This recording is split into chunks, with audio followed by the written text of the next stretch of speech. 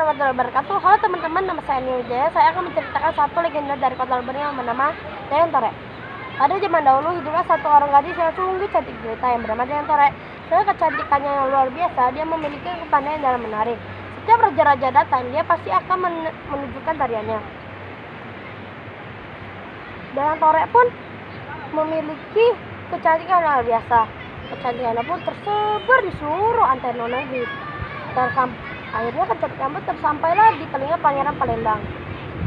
Sesampai di Pangeran pun berkata, "Wah, apakah betul di Desa Ulak Lebar memiliki satu gadis yang sungguh cantik jelita?"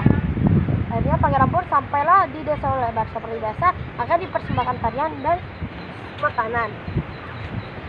Pangeran pun melihat satu penari yang sungguh cantik, dan dia pun berkata dalam hati, wah, cantik sekali penari ini. Apakah ini yang disukai oleh semua orang? Akhirnya Pangeran pun mengikuti penari itu pulang ke rumahnya.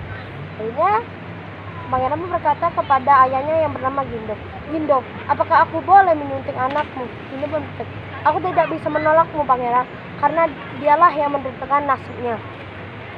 Akhirnya Gindo pun pergi. Akhirnya Pangeran pun pergi ke Palembang dengan bersedih hati, karena tadi dia sudah ditolak oleh putri Dayang Tore. Sampai di Palembang, dia pun tidak habis akal.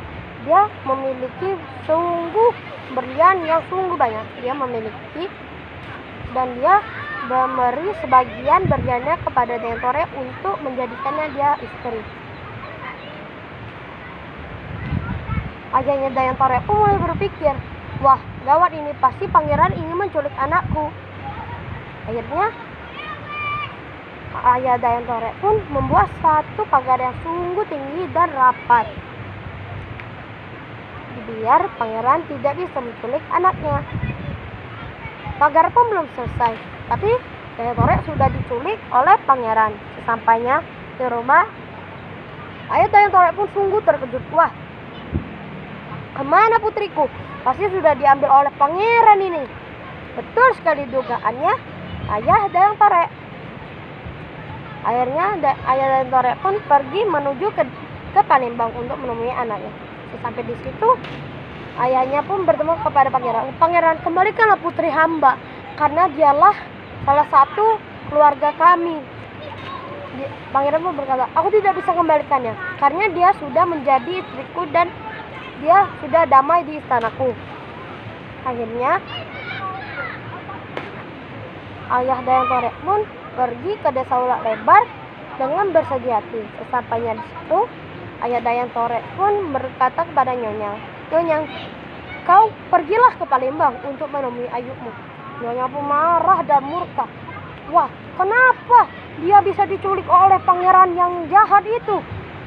Dan akhirnya Nyonyang pun pergi ke Palembang untuk menemui Dayang Tore. Sesampainya di situ, Nyonyang pun bertemu dengan Dayang Tore dan anak Dayang Tore. Nyonyang pun berkata, "Dayang Tore, pergilah kau bertemu dengan ayahmu di dusun Ulak Lebar."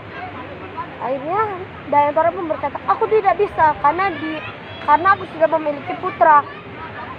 Akhirnya Nyonyang tidak habis akal. Dia pun menyuruh Dayang Tore dan anaknya untuk ikut. Akhirnya mereka pun mulai masuk dan keluar hutan. Akhirnya mereka sampailah di tepi Sungai Kelingu. Dari awal Nyonyang tidak suka dengan anak Dayang Tore. Dia pun menelitkan satu taji di tangannya dan menepuk jidat anak Dayang Tore. Akhirnya seketika pun anak Dayang Tore pun meninggal. Dayang Tore pun berkata, "Nyonyang, kenapa kau membunuh anakku? Kau jahat, Nyonyang! Jahat, Nyonyang!" Akhirnya Nyonyang pun berkata, "Aku tidak membunuhnya. Aku hanya menepuk nyamuk di jidatnya." "Kau tidak, kau bohong, Nyonyang." Akhirnya Dayang Tore pun pergi melewati gunung Bukit Sulap. Sampainya di situ, tiba-tiba Dayang Tore pun menghilang seketika. Sejak itulah kenapa mumi Silampari dinamakan Silampari. Silam yang artinya hilang, pari yang artinya peri. Wassalamualaikum warahmatullahi wabarakatuh.